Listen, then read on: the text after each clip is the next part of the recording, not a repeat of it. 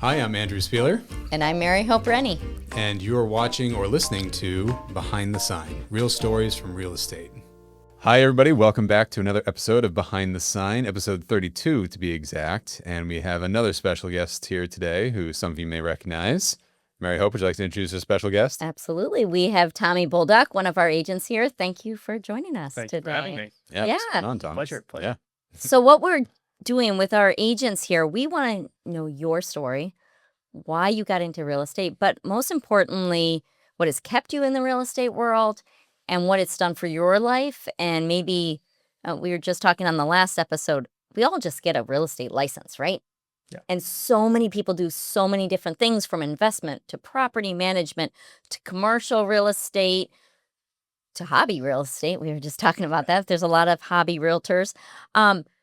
So we want to kind of dive into kind of our top agents, of why they got in, what kept them going, and what was kind of their secret sauce. So thanks for joining us. Yeah.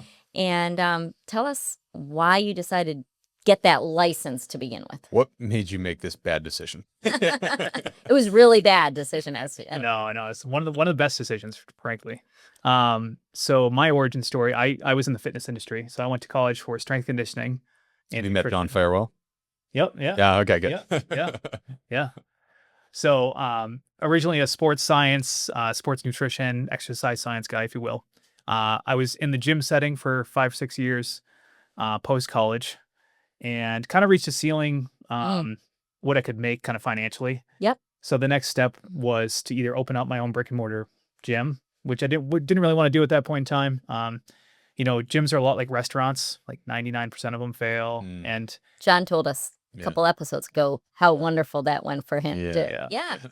And I didn't have a ton of leadership or management experience. So going from an employee to employer was kind of a big jump. Yeah. So I decided to get into real estate investing as kind of a side hustle. Got it. So, like most investors, my origin book, or the Bible, was Rich Dad, Poor Dad by Robert Kiyosaki.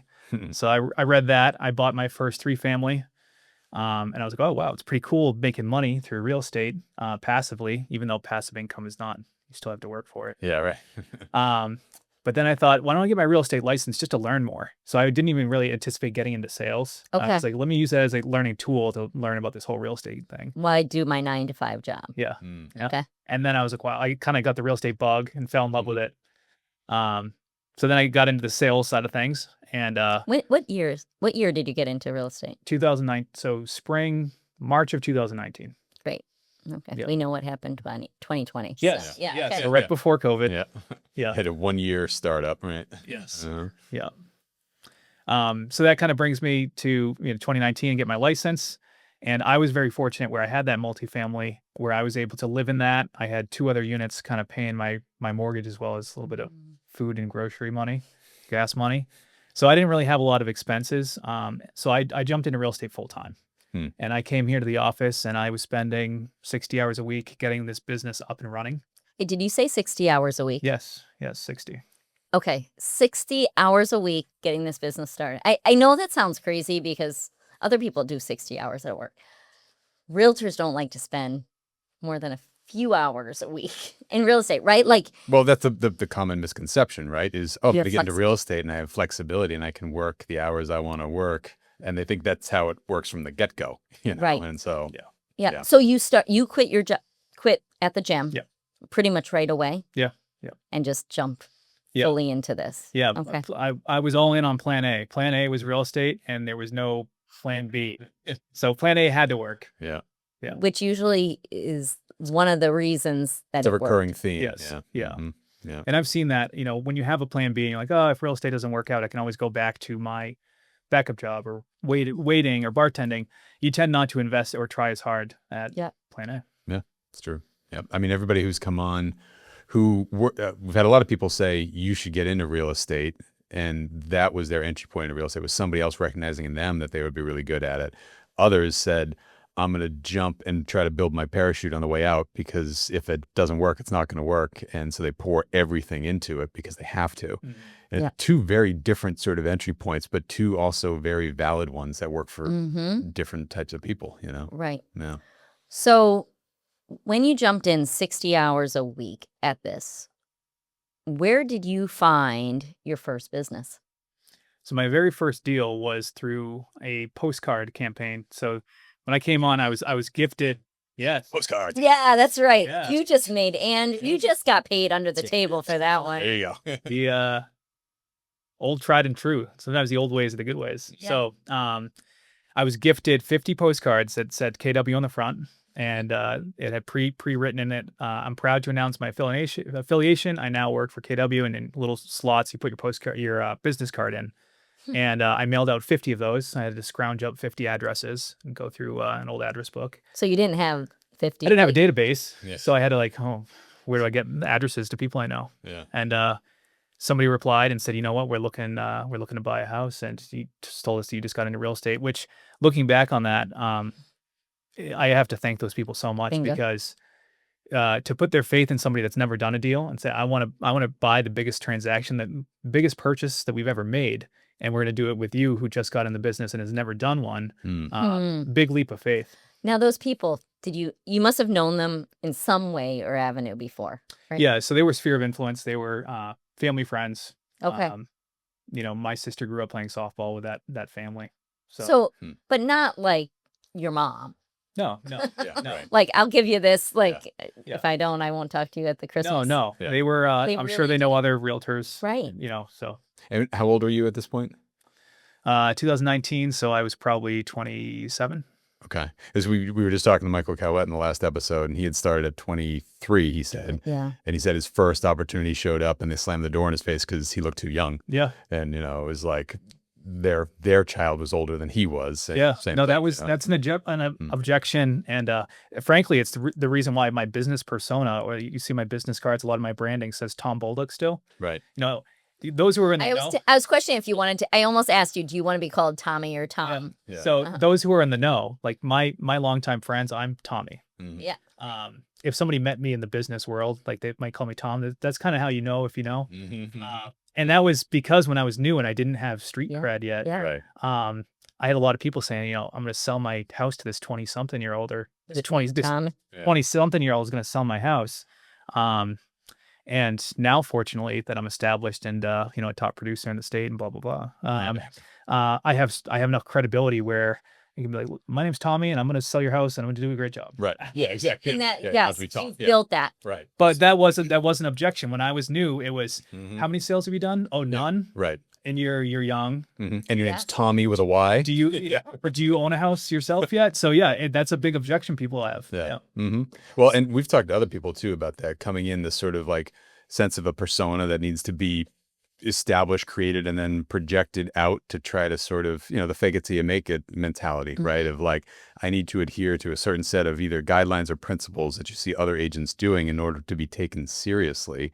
Right. But then once you hit a certain point, it's like you can kind of throw that out the window and be your own self, right? Which Right. Yeah, and coming from a fitness background, everybody knew me as Tommy in the gym with gym shorts and, Right. and compression Yes. shirt and short gym shorts. you should bring the compression shirt back. I think No, I'm not. It wasn't skin tight. No. I mean, It wasn't. just saying F1 is out and like, everybody, all the rage is Brad Pitt now. But people who knew me as a trainer in the gym, Right. all of a sudden I'm swapping out the gym shoes for a suit, and they're like, "Whoa, Yeah. all dressed up in a suit." Now I have clients that only see me in dress clothes and never see me in gym clothes. Right. So it's Mhm. people Right. know you in that form, and it's hard to Well, imagine you. And I think it does take a little bit of time. There are those people that are going to entrust you. They know you're a good person and they're going to hire you because they know that you will find a way to take good care of you. And others do need time to observe and say, okay, now he knows what he's doing. Now I can refer my family and friends, right? Mhm. It does. I know Bill Weidecker said his first year, I think one of his deals out of all of them, did he even know the person because he was 21. Mm. He needed to prove himself Yeah. to those people. So you put 60 hours in that first week. I know I've said that a lot. And that first year, how many deals did you do in your first year? My first year, I did about 5 transactions. Okay. My second year, I did 43. Okay. Wait, yeah, there you go. And then the year after that was 66. And this year I'm on pace. I'm hoping to do more than 100 this year. Okay. So what changed for you year 1 to year 2? So I get that question, and people think that it was I was doing different things, Yeah. which I really Yeah. wasn't doing. Yeah. I was doing the right stuff from the beginning because I had good mentors, I had good coaches and good training here in the office. So Mm, frankly, I was doing the right stuff from the beginning, yeah. but your credibility and your brand Mhm. isn't known. You know, Mm, you have to get a few under your belt for people Right. to trust you. So people want to do business with people who they know, like, and trust. mm, And I had plenty of friends past, from my past life and Yeah. whatnot that they know me and they like me, but they might not trust me as a realtor yet. Right. yeah. They have to observe from the So back. when they see that, okay, he's closing deals, he's trying, he knows what he's doing. Yeah. Now they feel comfortable recommending you to people, and or using you themselves. Mhm. But also a lot of the activities that you're doing in year one or anything in real estate, there's a lag time. Yeah. So Mhm. any of the marketing that I'm doing now, the lead generation, the network, and the bonds that I'm building with people now, Yeah. those are going to be sales next year. Right. So in 2019, when I had 5 sales, those were people who I met and then closed pretty quickly. Mhm. There are connections that I made in 2019, my first year, that became sales the next year. Yeah. So there's a lag time in real estate where you have to trust the process, Yes. because a lot of the work you're doing now is going to be a transaction a year from now. And it's so hard because we are kind of a culture of immediate results. And so much of real estate, you don't see any of the results for months. Yeah. And that is so, and Mm. in the process, you're getting a lot of no's. So you're not getting those yeses. And it's, I was just thinking that timeline, because I think also it really does affect when you're jumping into real estate. So I'm thinking, okay, in 2020, when COVID hit, right, we didn't know we thought real estate was shutting down, right? For about a day and a half, Yeah. we couldn't sell real estate. Mm. Like we couldn't for 24 hours until the state told us we couldn't sell real estate. And we thought the market, like we didn't know. Economists were saying that we were going to see a crash. Yeah. I know. That's probably scary for you just Yeah. getting into it. I know the office was preparing. We're hunkering down, Yeah. preparing for the worst. Yeah. And then we got the cheapest money in history happened that year, right? And that was I'm so glad you came in when you did. I'm realizing that year I was the top agent. That's 2020. And I did 60 transactions. Dang. If I had done it the year later, forget it. You'd Tom be out. killed me. That's right. I got him for 1 year and then it was over. That's something I did never realize There you until go. now. So that was during COVID, though. All the work from before, now, Balled up. Was actualizing. yes. And what a big difference of you coming in a year before COVID, because you put all that work in to be able to kind of propel that activity. I know, I mean, there are reasons that my business doubled that year and, leverage and all of that. But a lot of it was because of the industry. Yeah. Money was free. And a lot of people will also say, like, I remember 2020, 21, 22, where people were saying, oh, you must love being in real estate now. Like, this is the best time. And you So- really want a market where it's level, where goods can be exchanged back and forth. You Yes. don't want it to be polar sell side or polar buy side, because it's it's a great market if you're representing a seller. It's really Yeah. crummy if I can't tell you how many properties I've shown and how many offers I've written, and they've all been denied. So Yeah. and when you're a new agent, you're especially in your 20s, most of your clients and friends are going to be first-time Buyers. home buyers. So, Yes. for me to done 42 deals Yeah. in 2020, I put 35,000 miles on my truck. Yeah. I must have How many were buyers mostly in that? Like, what's the percentage? Do you know that? I'm throwing these numbers at you. about 75% buy. So I did about 32 buy sides and 10 sell sides. In a market That is so many miles. in a market where you had to, sell your firstborn child and your left leg. Yeah. So to get 42 transactions, I wrote hundreds of offers. Hundreds. And each one of those buyers might have lost on 9 houses before they got the 10th house. So there's a lot of struggle behind those with getting that deal to close. Yeah. How did the first 5 transactions your first year go? They were certainly a learning experience. Yeah. And I took everything I could get. So, I think 2 of them were mobile homes on the cheap $40,000 range, which today they're probably worth $180,000, $200,000. Yeah. But back then that was, it was $50,000 for a mobile home. Yeah. And condo, any lead, any scrap of a lead or somewhat of an interest, I was getting followed up with thoroughly, Mhm. which is still kind of a model which I run today. But Yeah, it was just working everything you could, and a little bit of learning along the way, like anything, right? Yeah. Yeah. So would you say that most of your database, your business, comes from your sphere of influence? Is Yeah. that where Yeah. your model is? So I run a very business by referral. So I really dive into a real estate training platform called Buffini, Okay. as well as Yeah. everything that Keller Williams offers. But they are very much, and they coach other businesses, not just real estate. But it's a business by referral. So over delivering for your clients and then staying in touch with them. So building that relationship. So it's not a one and done mentality. So kind of like the post transaction nurturing, hosting client events and parties, sending them notes on their birthday, just kind of staying top of mind, adding value. Like, hey, it might be a good time to refinance, or just was thinking of you about your home. Yeah. So staying top of mind. And then if I over deliver on the service during the transaction and I follow up post transaction and I educate my people that I work by referral, they give referrals. That's really neat. Well, and we, John Farrell was on a few weeks ago, and he was talking about how he had sort of done the same amount of business in 6 months as he had the year prior. This And- year, he's yeah, done so- yeah, this same year, amount in 6 months as as last the year, total right? year. Yeah. And he said that the big shift he made, right, was asking for the referral. Yeah. he also And uses the yeah, and he teed you up too, because he was like, Tommy's so good. He was like, he's never too busy for your referral. Like, ask for the referral, go for the referral. And he was like, I it's true. It's like a lot of people have a hard time asking for that. And when I started, it's not enough to just ask for the referral. You have to teach the client how to give you a referral. So for a long time, I was telling people, I'm never too busy for your referrals. I work by referral. Please spread the word. And I'd have people telling me, I gave your card to somebody a couple months ago. Did they call you? Or I gave your name and number to my sister. Have they called you? No.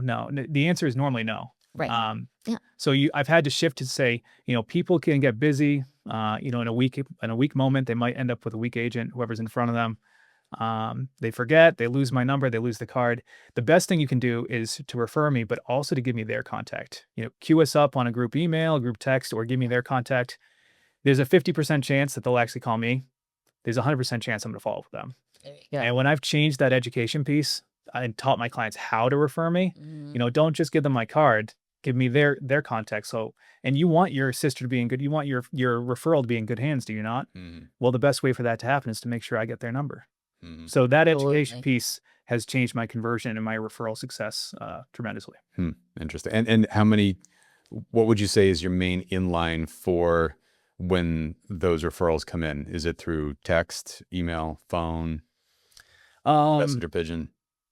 If somebody's connecting me with somebody else, Yeah. They might text me their contact and say, go ahead and reach out on your own, or the group chat, hey, Andrew, connecting you here with Mary Hope, or Tommy, and that tends to be because you have that edification and that buy-in from your friend referring me right on the chat. There. Yeah. Hey, I'm connecting with Tommy. He's helped me sell my house. You're in great hands. Right. Yeah. Now we're all together, and I have an advocate right on the chat. And then I usually take it off and say, hey, thanks for the connection, and we take it off privately. Yeah. And that has been a seamless. Yeah. The days of passing along a business card and hoping they call you. Yeah. You're losing. I used to lose, and it's good intended. Hey, I passed your name to my cousin. Did they ever call you? No. Yeah. Right. And really, you're doing disservice to that person because they might be dragging their feet. Maybe they're selling off all their furniture and their whole house is now empty. Whereas if I had gotten in, I could have told you not to do that. Right. Or you painted the whole house baby blue. Like, it's not the best color. So if you can get me into that person, I can start servicing them like it's in their best interest for do you actually connect us? Early on. Yeah. Yeah.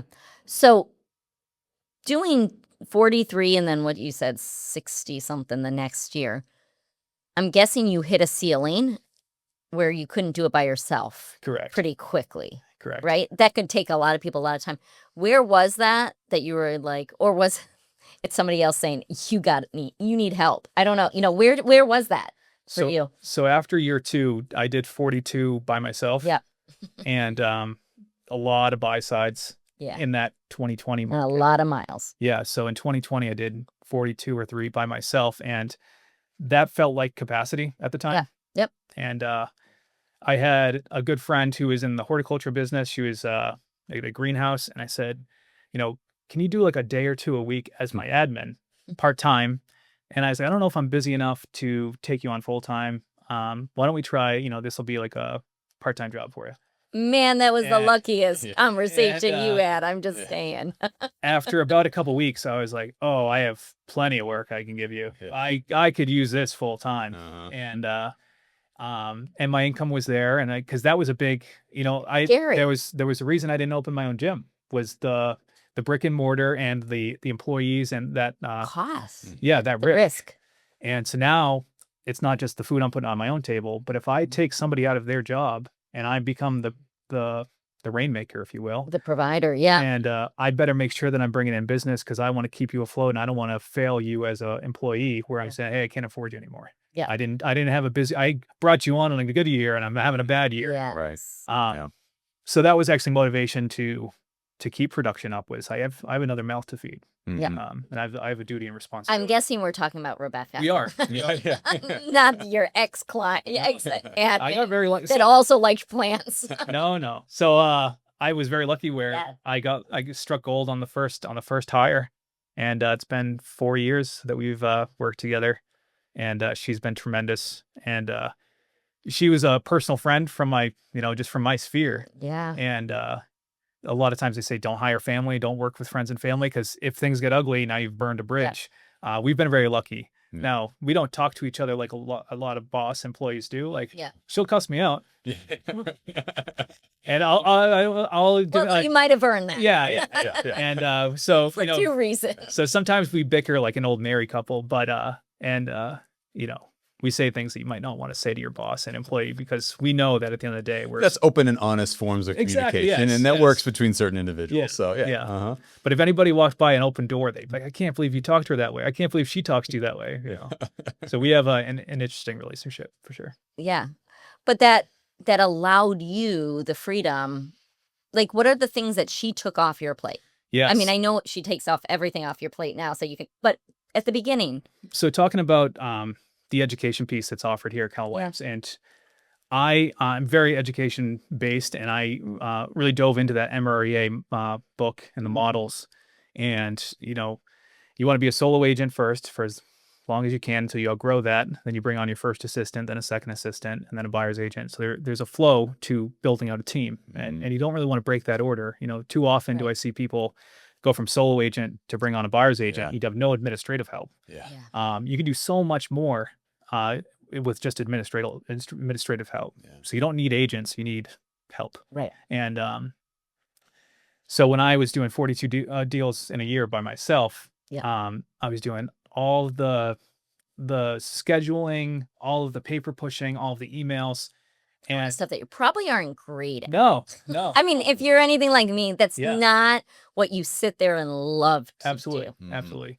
So not only was I not great at it, and it was holding me back, because every hour that I spend going through emails or writing up offers on my computer is an hour that I could be Lead generating. generating, Yeah. networking, being out there in the field. Right.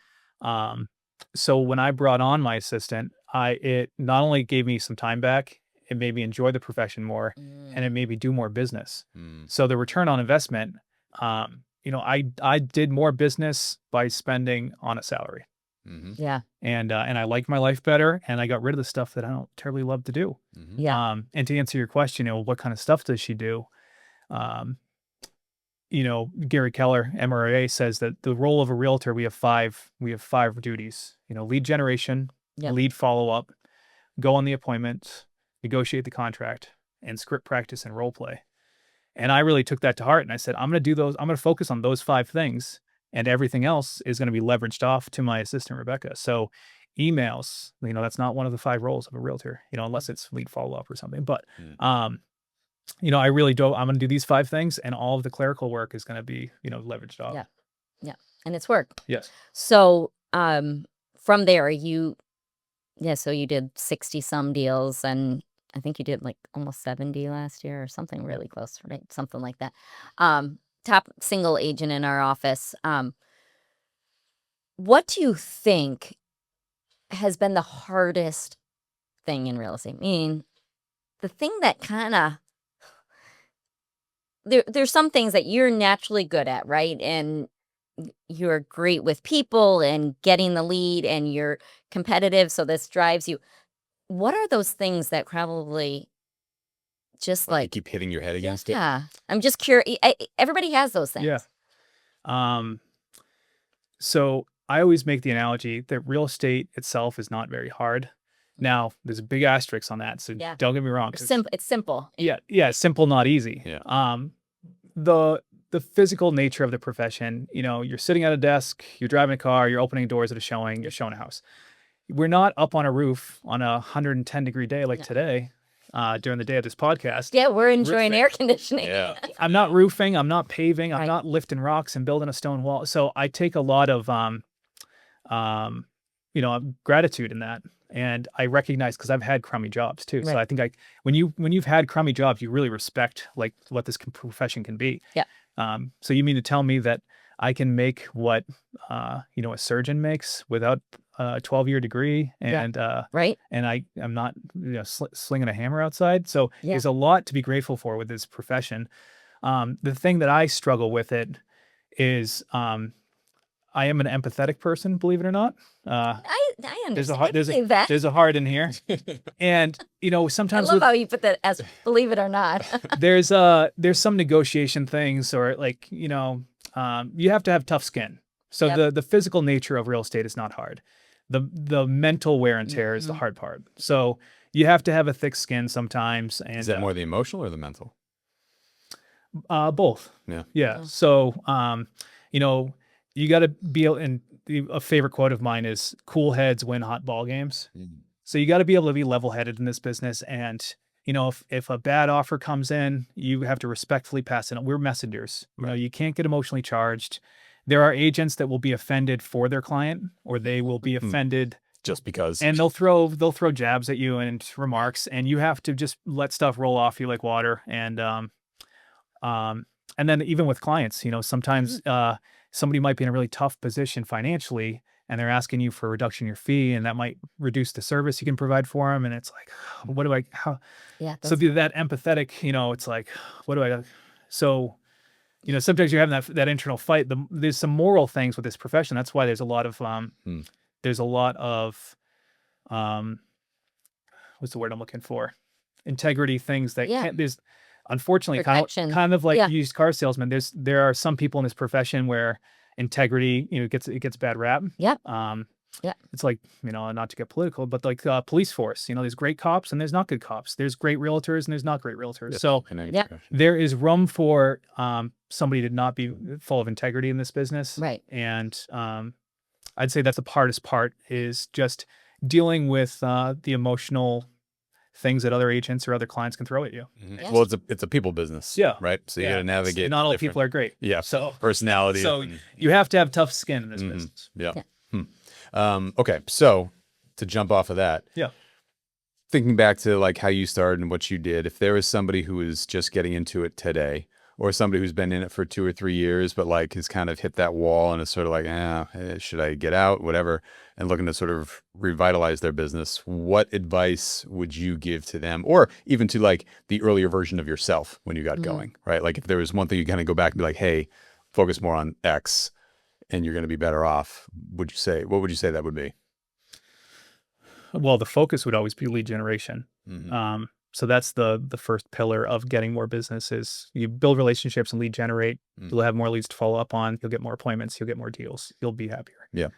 So lead generation is usually the pinnacle. The first step is, build your database, load the funnel, if you will. So the more leads, the more people you can put into your database, the more connections you're going to have. Mhm.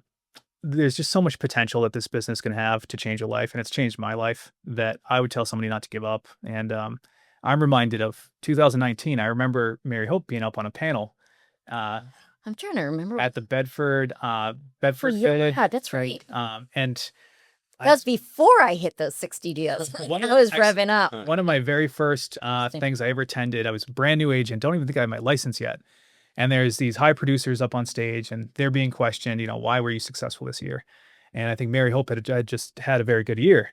And the speaker of the presentation had asked you, and I'll question you whether you remember what you said. Yeah. Now Shoot. who's in the hot seat? Yeah. Okay, what did they? I think it was Greg McCarthy was asking me. You I know, think he was doing the what math. changed for you, or what made you have such Yeah. a big change in your year? And I'll spare you. I'll tell you what you said. Okay, good. Uh, What did I say? You said that you had a conversation with your husband, and your husband said, "Are you trying your hardest? Are you doing everything that you could be doing?" And you self-reflect and you said, "I'm not." I think the conversation was with Mark Mulcahy, not my husband. But that, Okay. Well, work that is husband. true. Work husband. Yeah, Right. Yeah. no, really, he did. He asked me, "That's great that you," because I was making enough money, Yeah. but I didn't feel like I was giving. So sometimes Yeah, good is not good enough, or we put not being the best version of put ourselves. ceilings. We're the limit to ourselves. Yeah, So if I were to talk to a new agent who's maybe struggling and think about getting out of business year 2 or 3, Yeah. I'd ask that question. Yeah. Because that really resonated with me, and apparently it did with Mary Hope. Mhm. Are you doing everything that you could be doing? Right. And the answer is probably going to be no. Yeah. that's great. And if you did everything you could be doing, and if you tried the hardest you could, how could your life look? Mm-hmm. What could your life look like if you would Yeah. try a little harder? Yeah. Well, and I think, are you the best version of you? And I think so many of us have such limited beliefs of what that could be because of how we grew up or whatever we envisioned. And so it's so hard for us to envision something higher or above that. Yeah. And but when you ask, well, are you doing your best? If you had asked me in 2019 when I started, in fact, I told you I'm a little sentimental. I have all of my notes from my goals every year. So Okay, yeah. I have a little, what my transaction goal was in 2019. And I think at the time I said, which is very common in real estate, I want to make 6 figures. Yeah, I want to make $100,000. Love to make $100,000. Mm-hmm. And if you told me that this business had the potential to do in my life what it's done for me in the past 5 years, like, hey, you can make X and you Yeah. can buy a house on the river and you can buy investment properties and a flip and you can take your friend out of her profession, change her life. If you told me it could do all that, I wouldn't have believed you. Yeah. Mm-hmm. Mm. Mm. So Even though you didn't make that 100,000 the first year. Correct. Yeah. Right? Like that's where the big deal is.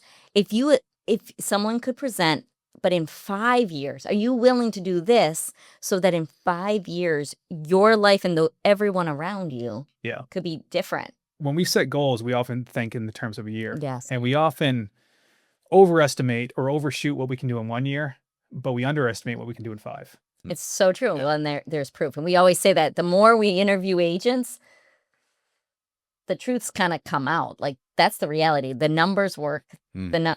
What you do does bring results. And that's exactly so. Yeah. To sum up what you just said, I would say, Tommy Bolduc, believe in the unbelievable. You right? Boom. Do we just make your There we go. There's the new slogan, right? So you can button Yeah, that down. put that on your truck. How about that? Yeah. That could be your new truck line. Or it could be when you do your magic show in Vegas, Oh, at yeah. the Luxor or whatever. Right. The fire card. Yeah, exactly. Or Fire card yeah. thing. Yeah, Is exactly. that your next 5-year goal? No, non-magician. Not Vegas. I mean, there's an opportunity there, right? Yeah. All right. Well, thank you for coming on, Thank you, Tommy. guys. We hope to have you back again sometime. Wasn't too bad, right? No. All right. Thank you. See, I'm pretending to be Mary Hope. That's usually Mary Hope's thing at the end. I She usually goes, do say that. See, she's like, wasn't painful. This is It's like is Freaky brilliant. Friday on a Tuesday. That's what's going on right now. Yeah. It's because a of 30-second podcast. It's That's just right. Really, Yeah, the next 30, I'm just going to be Mary Hope, and you're going to be me. That's what's going to happen. So thank you again for watching. If you're watching this on YouTube, if you could make sure to hit that subscribe button and a like or leave a comment, it goes a great way to help build up the channel. If you're listening on Spotify, same thing. Comment or like. We'd greatly appreciate it. And we'll see you back here, same time, same place next week, Monday at 1 we drop. Have a good one. See you later. Thanks for joining us for another episode of Behind the Sign, Real Stories from Real Estate. We hope you enjoyed today's conversation and gained a little insight into the world behind those for sale signs. Today's episode was brought to you by Keller Williams Realty Metropolitan, proudly serving New Hampshire, Vermont, Maine, and Massachusetts. A special thank you to our agents, leadership, and partners at KW Metro for their continued support. And thanks to you, our amazing listeners and viewers. Be sure to like, share, and subscribe so you never miss an episode. Leave us a review or comment. We love hearing your feedback, and it helps more people discover the show. And if you have a real estate story you'd like to share or a question you want answered on a future episode, reach out to us at metro.kw.com or find us on Instagram, handle @KWMetroNH. Until next time, We'll see you behind the sign.